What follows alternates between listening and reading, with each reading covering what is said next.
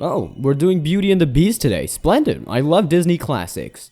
Who can say no to such an amazing film? I mean, look at it. The animation is perfect. The songs are perfect. The characters are perfect. Everything is... We're doing the shit one, right?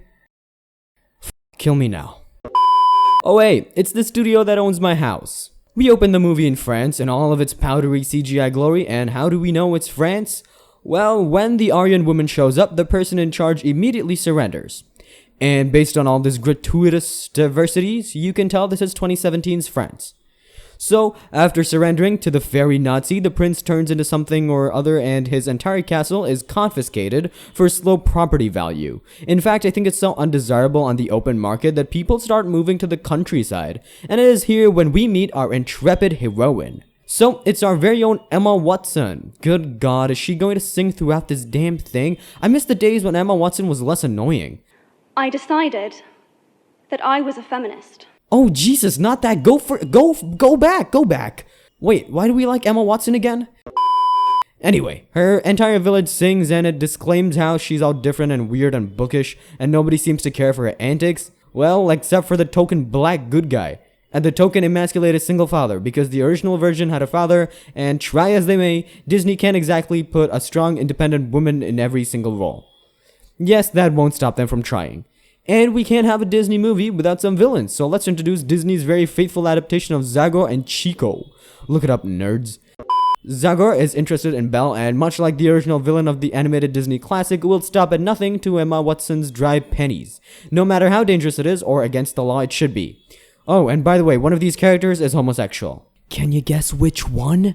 So, after her father leaves for a few errands in the goddamn woods, Emma Watson decides to do the most independent, feminist, and brave thing a woman can do today. Wash the clothes of the man of her house. Oh, she will try to give education to the oppressed little girls in the village, but the kind of folks of French village number 764 will not have any of that.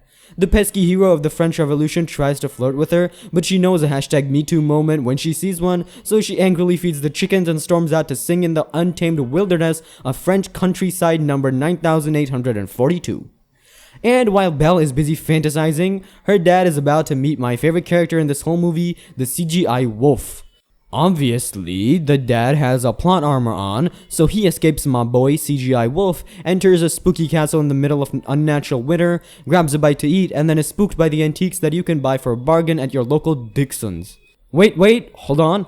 Are those supposed to be the Lumiere and Cogsworth? Oh no. Oh God, what have they done to you? What have those bastards done to you? I wanna die. Anyway, back to this piece of shit film. The father of Emma Watson decides to pick a white rose, eager to try his hand at landscape gardening.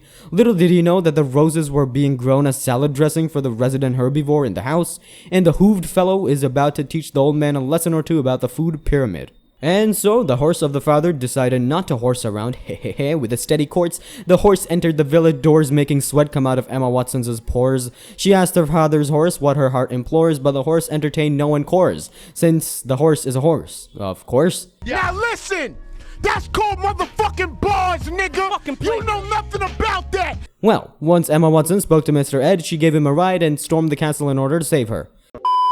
I lost my hands, not my eyes. But what is... Say, is that clock being played by Ian McKellen? Are we gonna have an X-Men movie in the middle of this Disney shenanigans? Well, that answers the question. Either way, we're not even halfway into this fucking horror show of a film, and Belle again plays the strong-willed hero who saved her dad, sacrifices her freedom, and is therefore rewarded with her own fancy room, complete with an irritating wardrobe and a complete lack of originality. Oh God, they're gonna sing again! Yeah, I'm not sitting through all of that. Instead, have of Chico's gay moments from this scene. If you manage to count them all, you win, cookie. Oh, and like, Emma Watson's dad comes back and seeks for help moving the plot along or whatever. Meanwhile, the unlikely romance between Emma Watson and one of the original X-Men continues, with him opting to stare at inanimate objects and obsess over the brevity of plant life, while the girl bemoans the fact that nobody seems to care for her long-dead Harry Potter career. Ugh, are they singing again? Skip it! Oh goody, more forced drama. So, Emma Watson stares at a feeble flower. The X-Men howls at her for not following proper grafting protocols. Emma Watson storms out of the castle, and then she gets graced by the majesty that is the CGI wolf. The man, the myth, the legend. God, I love you. Naturally, in this moment, our boy Hank McCoy goes from pimp to simp, literally dying over this tiny whelp, who of course has to save him. Oh, and some unnecessary scenes happen in between. Skip it! Oh, guess what? See this woman here? This here spinster that saves this old man's hairy ass? That woman that was in the village several dozens of scenes earlier? See her? Oh, I just wanted to point her out. She won't play any vital role, none whatsoever. You can trust me. Over at Leprosy Castle, Dr. Henry McCoy and his advanced mutancy and Emma Watson talk about Shakespeare, and she's then escorted to the furry horned animals private fuck-off library with 17 billion books, probably all furry fanfiction, and the two bond over their love for transsexual brony porn. What the fuck?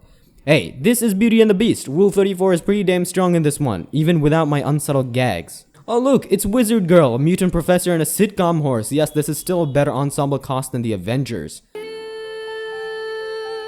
Oh fuck me, more singing. No, you know what? I'll replace this with a superior version of this song. There's something sweet and almost kind, but he was mean and he was coarse and unrefined.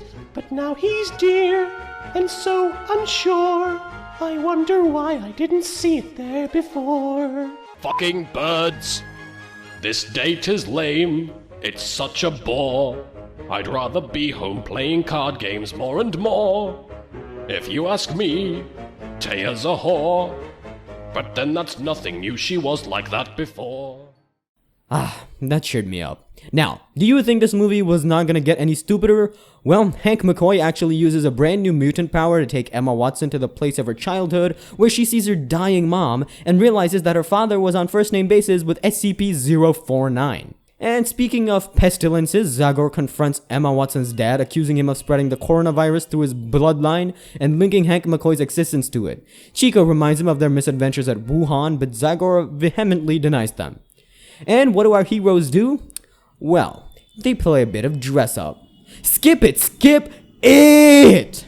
So, Emma Watson decides to have an unbiased debate about the origin of COVID-19 with Zagor, claiming that Italy helped spread the damn thing in Europe, but Zagor responds with good old-fashioned toxic masculinity and locks her up. Skip it!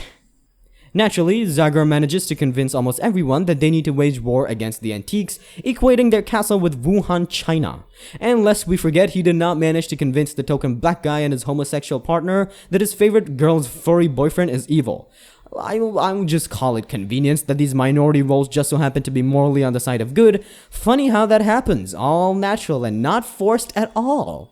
Father-daughter tag team prison break is something else. Let me tell you, it's so convenient that a clock repairman and a painter also know how to pick locks, and that his daughter has a convenient bobby pin that can do the job.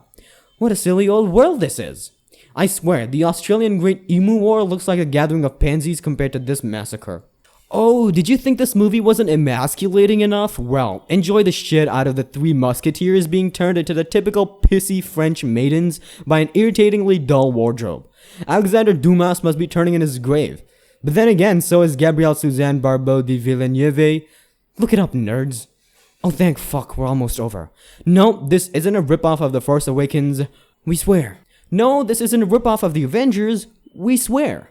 Ultimately, Zagor does get his man in the back, but dies a heroic death never to be seen again. May the sky ever be clear above Darkwood, my friend.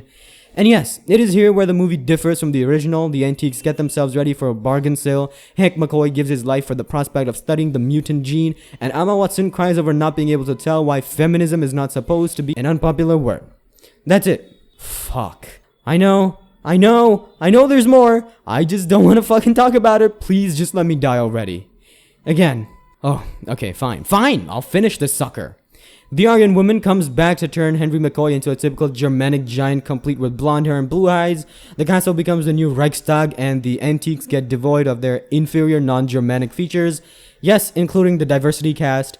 At the end, everyone dances as if their lives depended on it, and Aryan Boy and Emma Watson tie the knot. They also sing, with their final song being the perfect funeral dirge for this abomination of a film. Now, if you'll excuse me, I'm gonna go and fucking kill myself.